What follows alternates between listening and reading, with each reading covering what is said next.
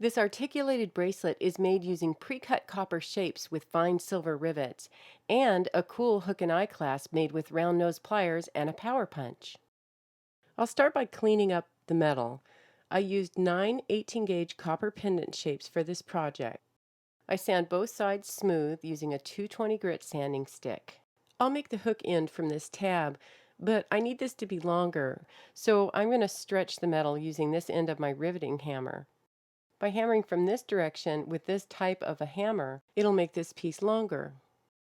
As I'm hammering downward, I'm also urging the metal towards me, so it's a sort of a down and forward motion. Here you can see that this one's taken a bit of a curve, but that's okay, that's easy to straighten out. I'm just going to focus my blows on this inside curve, and that's going to force that to move the other direction. So I'll just do a few taps and watch the movement of the hammer. My blows now are downwards and over to the direction I want it to go. And real quickly it straightens right out. And for the rest of this piece I'm going to apply a peened texture.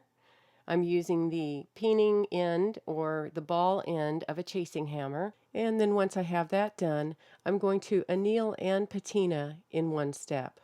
I'm going to heat it with a torch until it turns cherry red, and then I'm going to let that cool without quenching it in the water. I just want to let it cool on its own.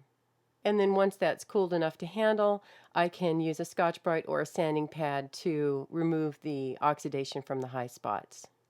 I'm going to apply the wax sealer to this. I'm using Renaissance wax, and this is because it's going to be a lot easier for me to do this when this piece is flat before I form it into a clasp. I can get all of the surfaces and then buff it, and now I'm ready to form.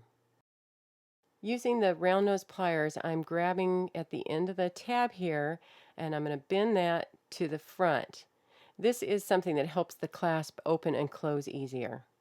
Now I can bend the hook. I'm going to make a little bend right about here, making sure it's straight, and then bend it up just a little.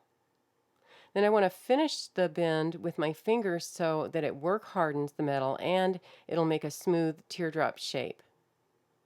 Push it all the way down and it's going to spring back up just the right amount. Now I'll dap the large end to give it some shape. This is a pear-shaped dapping block, but you could use oval or round. I just want to give it a little bit of a curve here.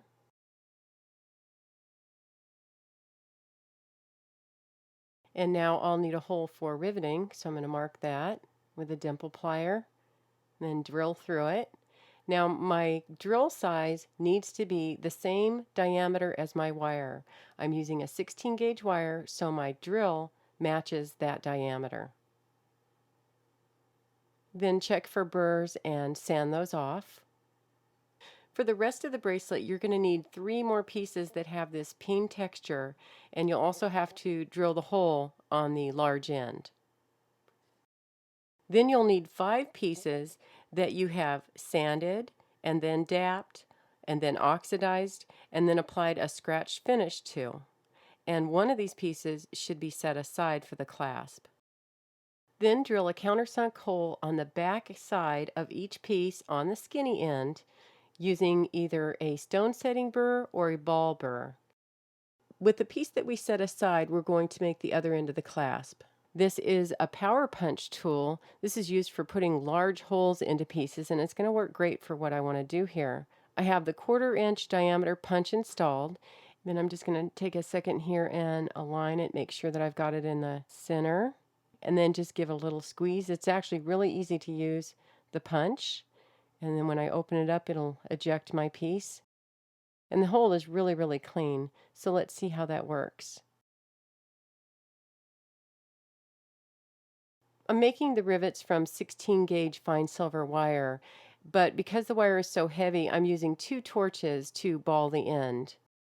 I've arranged them so the hottest part of the flame intersects, and I just lower the end of my wire to it. Once I've created a ball, then I need to quench it, then trim it to about 1/4 inch long. For my piece that has 9 links, I'm going to need a total of 8 rivets. Find a hole on the riveting anvil where the rivet sets into nicely but won't go through. So I'm going to be using this one right here. Then I'm going to put my parts together, and I'll move this piece here so it's out of the way so I can work on it. And then I'm going to trim this. It's a little bit long. I'm going to trim it so that it's just poking up maybe a 1/16 of an inch.